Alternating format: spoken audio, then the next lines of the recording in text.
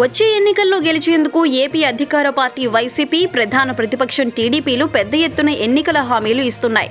2019 ఎన్నికల్లో ఇచ్చిన అన్ని హామీలను దాదాపు 98% అమలు చేసి తమ చిత్తశుద్ధిని నిరూపించుకున్నామని వైసీపీ అధినేత ఏపీ సీఎం జగన్ ప్రకటిస్తుండగా, టీడీపీ అధినేత చంద్రబాబు సైతం భారీ హామీలే ఇస్తూ ప్రజలను ఆకట్టుకునే ప్రయత్నం చేస్తున్నారు.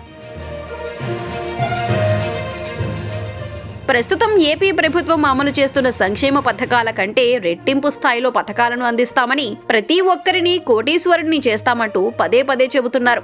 అయితే చంద్రబాబు ఇస్తున్న హామీలపై జగన్ తనదైన శైలిలో కౌంటర్లిస్తూ చంద్రబాబును ఎద్దేవా చేస్తున్నారు. చంద్రబాబు నోటికొచ్చిన హామీలు ఇస్తున్నారని, ఎటు ఆ హామీలను నెరవేర్చే ఉద్దేశం లేదు కాబట్టే ఆయన దేశంలో అన్ని రాష్ట్రాల హామీలను తెచ్చి ఏపీలో జనం మీద కురిపిస్తున్నారని జగన్ విమర్శించారు.